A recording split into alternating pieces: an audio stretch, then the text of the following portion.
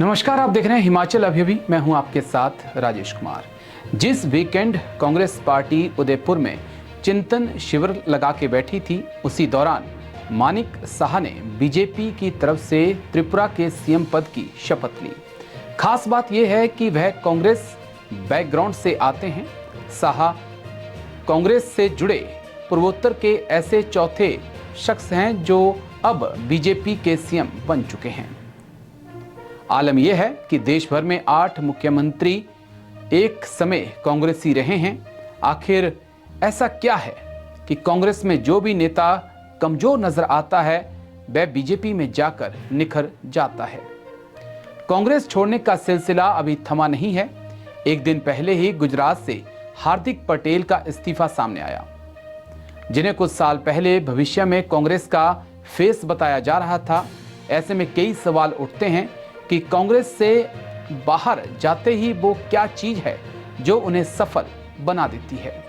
दूसरा सवाल यह है कि कांग्रेस ऐसा क्या गलत कर रही है जो बीजेपी सही कर रही है। जब टॉप लेवल पर बदलाव की बात आती है तो कांग्रेस पार्टी जोखिम उठाने से बचना चाहती है। चुनावी रणनीतिकार प्रशांत किशोर ने हाल ही में एक डेटा सामने रखा था कि 2019 के आम चुनाव में 170 कांग्रेसी उम्मीदवार पहले ही लगातार 2 चुनाव हार चुके थे। 2009 में लगातार दूसरी हार के बाद बीजेपी को एहसास हो गया था कि उसे आमूलचूल बदलाव की जरूरत है। नतीजा ये हुआ कि राज्य में लगातार 3 चुनावों में जीत दर्ज करने वाले गुजरात के सीएम नरेंद्र मोदी को 2013 में पार्टी का फेस बनाया गया। ये बीजेपी के लिए बड़ा जोखिम भरा कदम था कि वह पार्टी के दिग्गज नेता लाल कृष्ण आडवाणी को पीछे कर ऐसे चेहरे पे दाव लगाने जा रहे थे जिसे राष्ट्रीय स्तर पर कभी टेस्ट नहीं किया गया था, लेकिन पार्टी ने रिस्क लिया। आज बीजेपी वाजपेयी आडवाणी के दौर से आगे निकल चुकी है, लेकिन कांग्रेस पार्टी नेहरू इंदिरा के दौर से बाहर निकलने का जोखिम अब भी नहीं उठा पा रही है। कांग्रेस अब भी राहुल गांधी के भविष्य की भूमिका का इंतजार कर रही है। उसने राजस्थान में 44 साल के सचिन पायलट को प्रोजेक्ट करने की बजाय 71 साल के अशोक गहलोत को प्राथमिकता दी।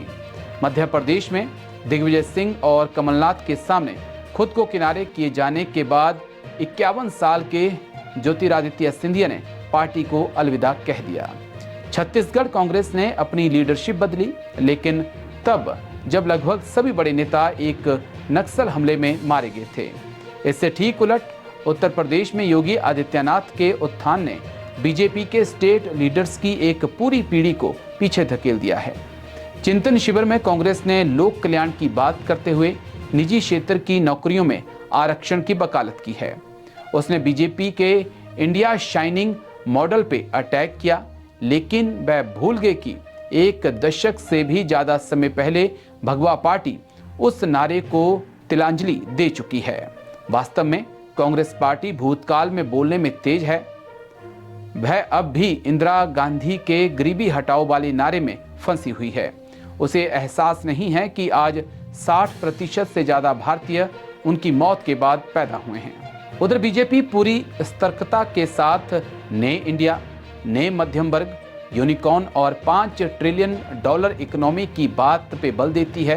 कांग्रेस में उदारीकरण और आर्थिक सुधार करने वाली ओरिजिनल पार्टी के तौर पर अपनी विरासत को बढ़ाने में संकोच या झिझक दिखाई पड़ती है।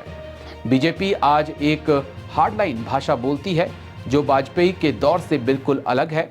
आज बीजेपी की भाषा संवैधानिक नैतिकता के लिहाज से उचित नहीं है, क्योंकि ये दक्षिणपंथी कट्टरता को बढ़ावा देती है।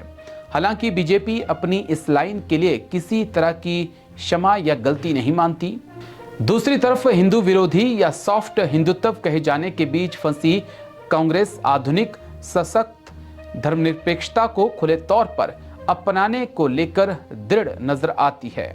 बीजेपी ने पार्टी को मजबूत करने के लिए जमीनी स्तर पर फोकस किया है। 1/3 जिलों में कांग्रेस के पास जिला समिति ही नहीं है। कांग्रेस वर्किंग कमेटी का 2 दशकों से चुनाव ही नहीं हुआ है। बीजेपी में जेपी नड्डा को पार्टी का अध्यक्ष बनाया गया और राज्य के लीडर्स की नई पीढ़ी दिखाती है कि संगठन में गतिशीलता है और कैडर मजबूत हो रहा है। हो सकता है बीजेपी हाईकमान थोड़ा निष्ठुर दिखे, लेकिन फैसला निर्णायक होता है। उत्तराखंड के सीएम पिछले साल 2 बार बदल दिए गए, गुजरात के सीएम को हटा दिया गया। कर्नाटक में बीजेपी ने जोखिम उठाते हुए क्षेत्रीय दिग्गज बीएस येदियुरप्पा को हटाकर पूर्व जनता दल नेता बसवराज बोम्मई पर भरोसा जताया। कांग्रेस ने अपने पंजाब के सीएम को चुनाव से 4 महीने पहले बदला, लेकिन उसका नतीजा सत्ता से हाथ धोने के रूप में सामने आया। सामाजिक समीकरण की बात करें तो आज बीजेपी की टॉप लीडरशिप में ओबीसीकरण हो गया है, लेकिन इसके उलट कांग्रेस में अब भी उच्च जातियां हावी हैं। उदयपुर में कांग्रेस ने एक टिकट एक परिवार पॉलिसी की घोषणा की है। इसका वास्तव में लागू किया जाना बाकी है। बीजेपी हर साल बढ़ रही है। 2009 में बीजेपी को 7.8 करोड़ वोट मिले, 2014 में उसे 17.16 करोड़ वोट मिले और 2019 में भगवा दल को 22.9 करोड़ वोट मिले।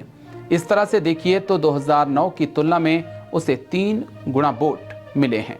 कांग्रेस ने 2009 में 11.9 करोड़ वोट पाकर जीत हासिल की थी।